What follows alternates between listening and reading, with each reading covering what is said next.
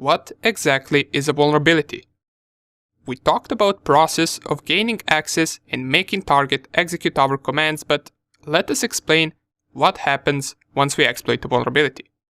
Well, let's start like this. And trust me, if it sounds a little complicated, it will be more clear once we get to practical examples in the next few videos. For now, let's explain it like this. We know that developers write programs. They use their code, which can be written in any language, whether it is Python, Java, C, or some other language. The goal for developer is to create a software using a programming language. And as we mentioned, that software can be based on any language whatsoever. Once the software is complete and it goes through a few test checks and security checks, then that software gets deployed on machines and it can be ran from those machines. This can be any type of software, it doesn't matter. However, the problem occurs once that software is open to the internet. For example, FTP is open on some machines and servers for file transfer protocol. SSH could also be open for secure shell connection. HTTP could be open to host a web page that clients connect to. Basically, if your software is hosted on an open port, then it is also open for possible attacks from the outside. And as we already know that the software is consisted of code that developers wrote, problem occurs if that code is not well written, if it has some bugs.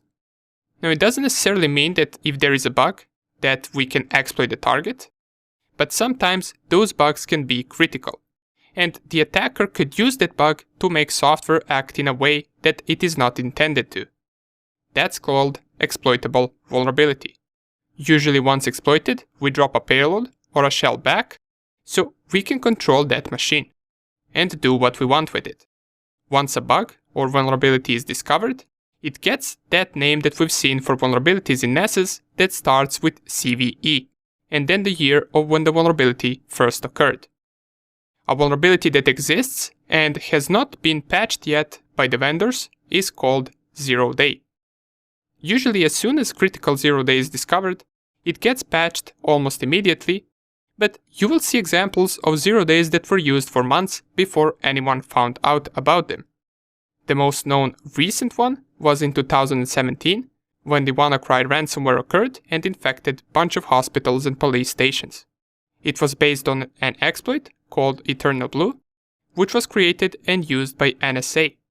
They never reported it and used it for their attacks until those exploits got stolen from them and got leaked. We will see in this course a lot of recent 0 days that are now patched. Some of them will even be as recent as just a few months ago. However, all of this makes sense if the target has a vulnerability.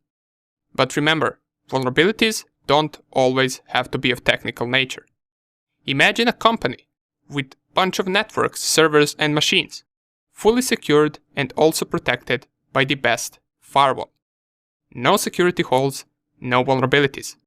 We can't even scan the target to figure out its infrastructure because its protection is so good. Now, imagine an employee that works there. Let's call him John. And let's focus on John at the moment. John likes cars. He usually searches for car pictures and videos while working. One day he gets an email from a person that has email name exactly the same as his colleague. In that email, there is a car picture. He sees that the email is coming from his colleague, so he doesn't question it. Therefore, he opens that picture at work, and it indeed is a car picture. But little does he know, that email was us spoofing an email for him, so that at the first glance it looks like it comes from his colleague, and that picture opened a car image, but it also ran our malicious program in the background. What happens next? Now, John's work computer is infected, and he doesn't even know it. And from his computer, we can compromise the entire network and the entire inside of that company. Now, this is just an example, but stuff like this happens a lot.